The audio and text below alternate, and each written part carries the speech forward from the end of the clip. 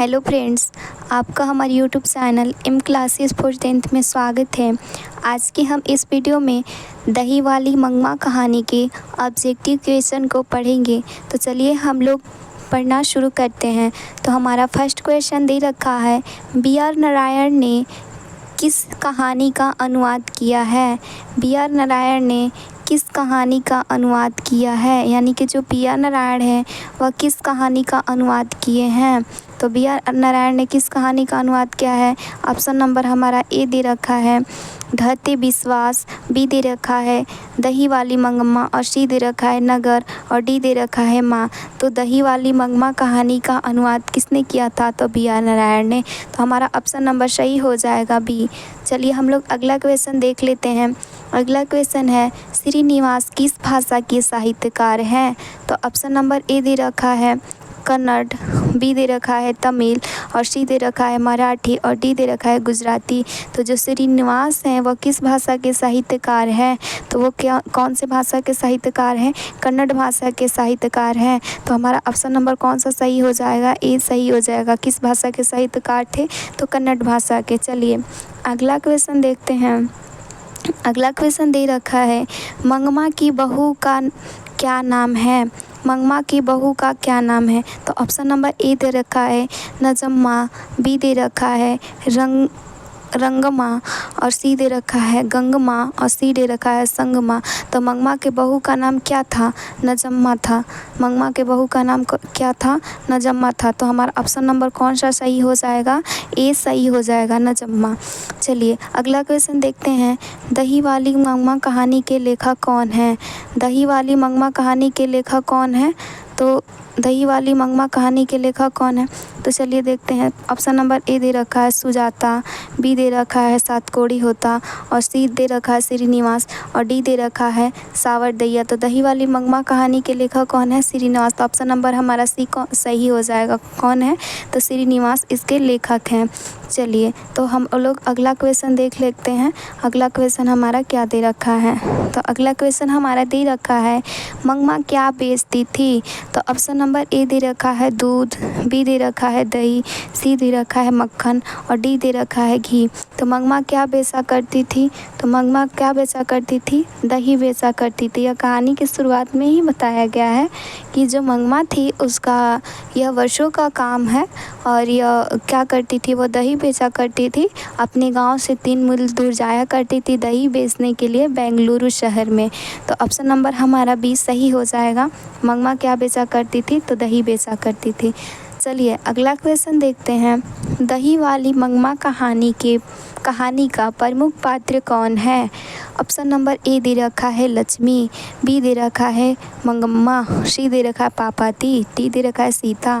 तो आप लोग प्रमुख पात्र के मतलब समझ जाइए कि प्रमुख पात्र कहानी के उसे कहा जाता है, यानी कि जिस कहानी जो होता है शुरू से अंत तक जिसके इर्द गिर्द घूमते रहता है उसी को कहानी का प्रमुख पात्र कहा जाता है।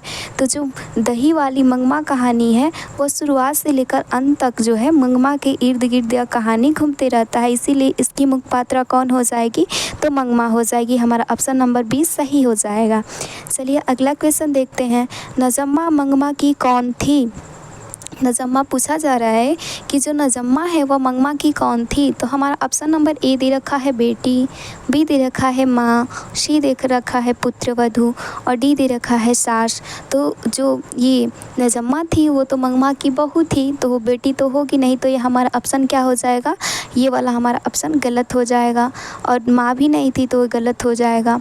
और ये पुत्रवधू का मतलब क्या होता है, वो उसकी जो मंगमा थी उसका जो बेटा था उसकी नजम्मा तो थी, उसकी पत्नी थी, तो उसकी पत्नी थी तो उसको पत्नी को वधू कहा जाता है। तो इसीलिए मंगमा के पुत्र के वो क्या थी, वधू थी, तो वो मंगमा के क्या हुई, पुत्र की वधू। तो हमारा ऑप्शन नंबर कौन सा सही हो जाएगा, सी पुत्र वधू थी।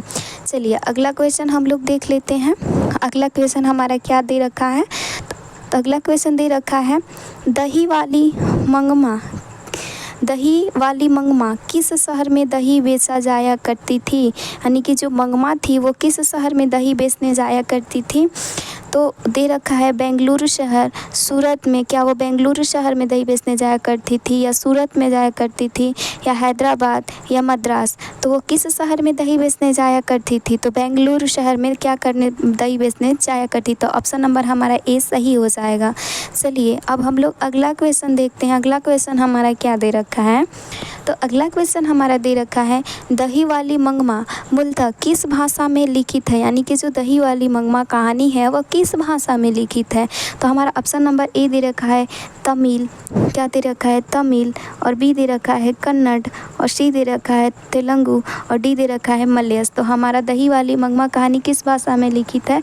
तो कन्नड़ भाषा में लिखित है। तो हमारा ऑप्शन नंबर कौन सा सही हो जाएगा? बी क्या हो जाएगा? सही हो जाएगा। चलिए अगला क्वेश्चन देखते हैं। अगला क्वेश्चन कहा जा रहा है घर में मंगमा की किससे नहीं बनती थी?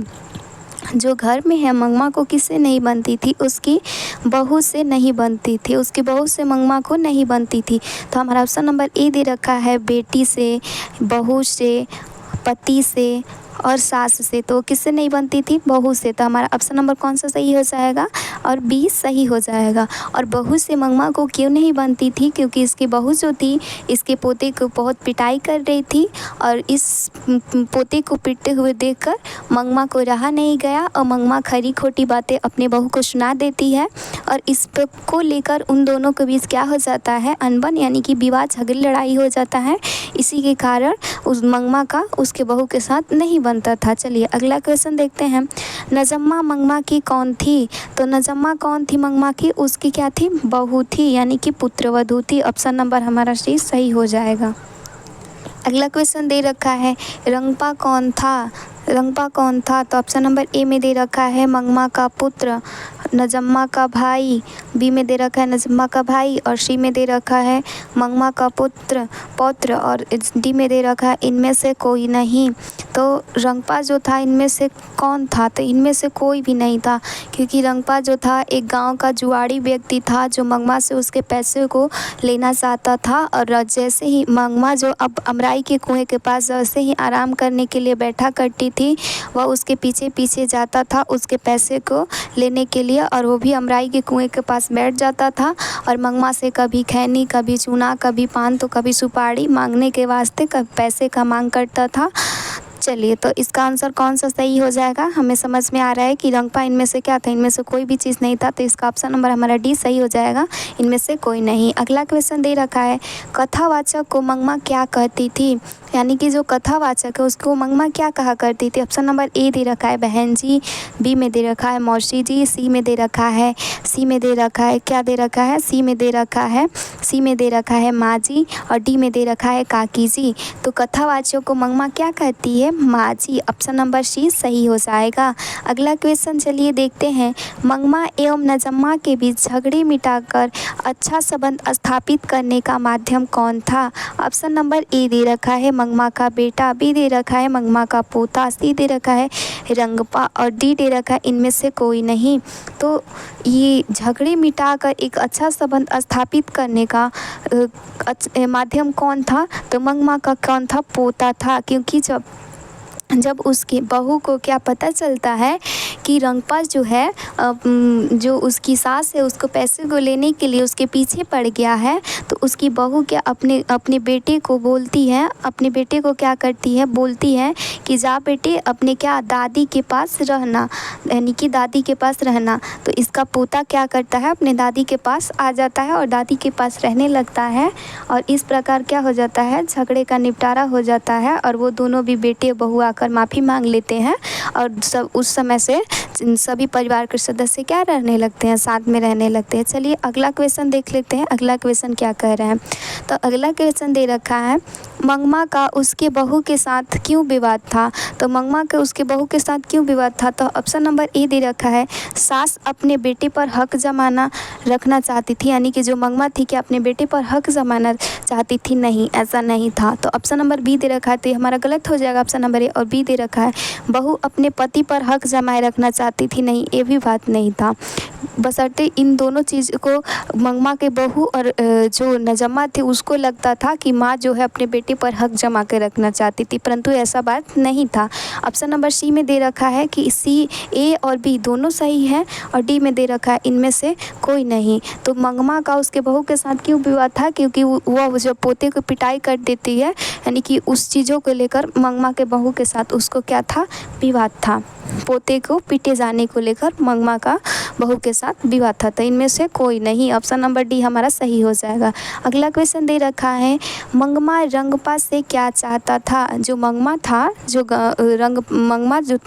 मंगमा जो थी वो रंगपा जो था उससे क्या चाहता था? यानी कि रंगपा जो गांव का जुआड़ी व्यक्ति था, वो मंगमा से मुख्य रूप से क्या चाहता था? तो उसके पैसे को लेना चाहता था। तो ऑप्शन नंबर ए में दे रखा है, क्या दही चाहता था? क्या दही लेना चाहता था उसे? नहीं। धन लेना चाहता था, बी में दे रखा है। सी में दे रखा है क्या दूध लेना चाहता था, और डी में दे रखा है इनमें से कोई नहीं। तो मंगमा से क्या चाहता था रंगपा? उसके क्या चाहता था? उसके पैसों को लेना चाहता था। तो ऑप्शन नंबर बी हमारा सही हो जाएगा। क्या चाहता था? धन। चलिए अगला क्वेश्चन देखते हैं। अगला क्वेश्चन दे रखा है, श्रीनिवास का पूरा नाम क्या है? तो ऑप्शन नंबर ए में दे रखा है, ऑप्शन नंबर ए में दे रखा है, क्या दे रखा है? शावर दैया, और बी में दे रखा है सुजाता, और डी में दे रखा है मास्ती वेंकटेश अयंगार, और सी डी में दे रखा है सातकोड़ी होता। तो ऑप्शन नंबर हमारा कौन सा सही हो जाएगा? सी सही हो जाएगा। जो श्रीनिवास का पूरा नाम क्या है? मास्ती वेंकटेश अयंगार। चलिए अगला क्वेश्चन देख लेते हैं। कथाकार को वर्षों से मंगमा कौन सी वस्तु दिया करती थी? तो ऑप्शन नंबर ए दे रखा है दूध, बी दे रखा है घी, और सी दे रखा है सब्जी, और डी दे रखा है दही। तो मंगमा जो थी वर्षों से उसका क्या काम था? दही बेचना। तो वो कथाकार को क्या दिया करती थी? तो दही। तो ऑप्शन नंबर हमारा कौन सा सही हो जाएगा? डी। तो चलिए अगला क्वेश्चन हम लोग देख लेते हैं। अगला क्वेश्चन क्या दे रखा है? अगला क्वेश्चन हमारा है, मंगमा के परिवार में कुल कितने सदस्य थे? तो मंगमा के परिवार में कुल कितने सदस्य थे? तो ऑप्शन नंबर ए में हमारा दे रखा है 2 थे, बी में दे रखा है 3, और सी में दे रखा है 4, और डी में दे रखा है 5। तो मंगमा के परिवार में कुल कितने सदस्य थे? तो उसके परिवार में कितने सदस्य थे? 4 सदस्य थे। कौन कौन? एक तो उसकी बहू नजम्मा थी, और एक स्वयं मंगमा थी, और एक उसका पोता था छोटा सा, और एक उसका खुद का स्वयं का क्या था? एक बेटा था। तो मंगमा के परिवार में कुल कितने सदस्य हुए? 4। तो हमारा ऑप्शन नंबर कौन सा सही हो जाएगा? सी। चलिए अगला क्वेश्चन देख लेते हैं। किसने बोला था माँ जी आपने सोने जैसा लड़का पैदा किया है? यह किसने बोला था? ऑप्शन नंबर ए में दे रखा है मंगमा, बी में दे रखा है नजम्मा, सी में दे रखा है संगमा, और डी में दे रखा है इनमें से कोई नहीं। तो यह बात किसने बोला था? तो मंगमा ने बोला था। मंगमा जब माँ जी के यहाँ दही बेचने एक दिन जाती है, तो जब माँ जी नहीं आती है और उसके घर से दही लेने के लिए जब उनका लड़का आता है, तो वो दही देकर बोलती है जाओ माँ जी को विदा करो। तो जैसे ही माँ जी आती है तो मंगमा यही बात बोलती है कि माँ जी आपने सोने जैसा लड़का पैदा किया है। तो हमारा ऑप्शन नंबर कौन सा सही हो जाएगा? ए सही हो जाएगा। किसने यह बात बोला था? तो मंगमा। चलिए अगला क्वेश्चन देखते हैं। अमराई का कुआं कहाँ पड़ता था? ऑप्शन नंबर ए में दे रखा है रास्ते में, बी में दे रखा है शहर में, और सी में दे रखा है गांव में, और डी में दे रखा है अवलूर के पास। तो अमराई का कुआं कहाँ पड़ता था? जहां मंगमा हमेशा बैठकर आराम किया करती थी, तो रास्ते में पड़ता था। तो ऑप्शन नंबर हमारा ए सही हो जाएगा, रास्ते में। चलिए अगला क्वेश्चन देखते हैं। अगला क्वेश्चन हमारा दे रखा है, किसकी भाग्य में असीध होती नहीं है? तो किसकी भाग्य में असीध होती नहीं है? ऑप्शन नंबर ए दे रखा है मासी, और बी दे रखा है नजम्मा, और सी दे रखा है मंगमा, और डी दे रखा है लेखक। तो किसके भाग्य में एक अच्छी धोती नहीं थी? तो मंगमा के भाग्य में एक अच्छी धोती नहीं थी। और इन सभी बातों को मंगमा किससे बताया करती थी? माँ जी से बताया करती थी। और वो इसी अपने दुख सुख के बातों को बताते हुए भी ये बात बोलती है कि माँ जी मेरे भाग में एक अच्छी धोती भी नहीं है। तो चलिए हम लोगों ने आज की वीडियो में पूरा क्वेश्चन देख लिया कि कितने अब जितना इससे ऑब्जेक्टिव क्वेश्चन बन रहा था दही वाली मंगमा कहानी से, इस कहानी से हमने पूरा ऑब्जेक्टिव क्वेश्चन को देख लिया। आज की वीडियो में बस इतना ही। अगले वीडियो में हम अगले चैप्टर का ऑब्जेक्टिव क्वेश्चन करेंगे। अगर आप लोगों को वीडियो अच्छा लगे तो हमारे चैनल को सब्सक्राइब करें और वीडियो को लाइक ज़रूर करें। धन्यवाद।